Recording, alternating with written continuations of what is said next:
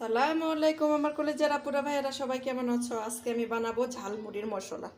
ঝালমুড়ি মশলা বানানোর জন্য এখানে দিচ্ছি 1 চা চামচ হলুদ গুঁড়ো, 1.5 চা চামচ মরিচ গুঁড়ো, 1 চা চামচ সজের গুঁড়ো, আধা চা চামচ জিরা গুঁড়ো, স্বাদ মতো লবণ। এখন এটাকে পানি দিয়ে মিক্সড করে নেব মশলাটাকে।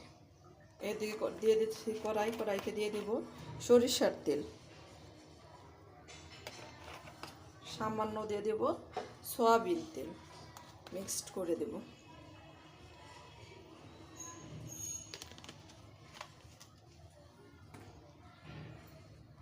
এখন দিয়ে দেব পেঁয়াজ পেস্ট। পেঁয়াজটাকে আমি পাতা বেটে নিয়েছি, তোমরা চাইলে ব্লেন্ডার করে নিতে পারো। পেস্টটাকে দিয়ে ভালোভাবে নেড়ে চেড়ে নিতে হবে। চুলার আঁচটা কম রাখতে হবে।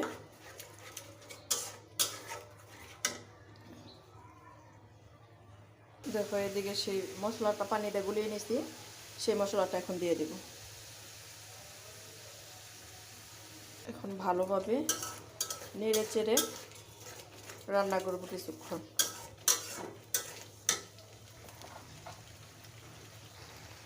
আরও দিয়ে দেব 1 চা চামচ রসুন পেস্ট, 1.5 চা চামচ আদা পেস্ট দিয়ে মশলাটাকে আবার ভালোভাবে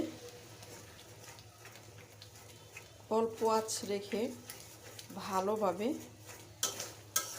ভেজে নিতে হবে। দেখো তোমরা দোকান বাইরের থেকে ঝালমুড়ি না খেয়ে বাসায় এভাবে মশলা বানিয়ে নিতে পারো। অসম্ভব মজা হয় এই ঝালমুড়িটা, মশলাটা খেতে। যখন ইচ্ছা করবে তখনই মুড়ি মাখিয়ে 1 চামচ করে দিয়ে মাখিয়ে নিতে পারো। আরও দিয়ে দেব হোমমেড মশলা। এখানে জয়ত্রী, শাহি জিরা, সব রকমের মশলা দিয়ে আরও দিয়ে দেব। তোমরা চাইলে চাট মশলাটাও দিতে পারো, বা বাজারে যে চাট মশলাটা পাওয়া যায় সেটাও দিতে পারো। এটা ভালোভাবে নেড়ে চেড়ে দিতে হবে যেন নিচে লেগে না যায়।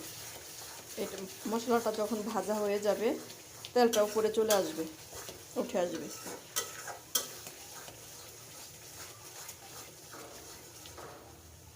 দেখো অলরেডি কালারটা প্রায় চলে আসছে। আরও কিছুক্ষণ ভেজে নেব। আর কিছুক্ষণ ভাজার পরে তেলটা উপরে উঠে আসবে।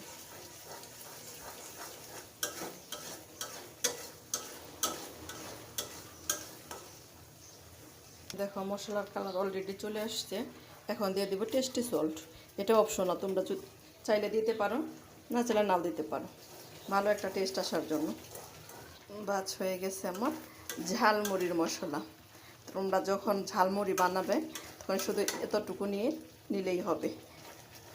আমার ঝালমুড়ির মশলা এখন মুড়ি মাখাইয়ে দেখাচ্ছি তোমাদেরকে কেমন। এদিকে দিয়ে দিচ্ছি পেঁয়াজ কুচি, মরিচ আর সামান্য শসা। এখন ঝালমুড়ি দিয়ে মাখিয়ে নেব, ঝালমুড়ির মশলা দিয়ে মাখিয়ে নেব। দেখো ঝালমুড়ির মশলাটা কেমন হলো। আরও দিয়ে দিলাম ছোলা দিয়ে মাখিয়ে নেব। ঝালমুড়ি মামাদের মতো কালার আসছে।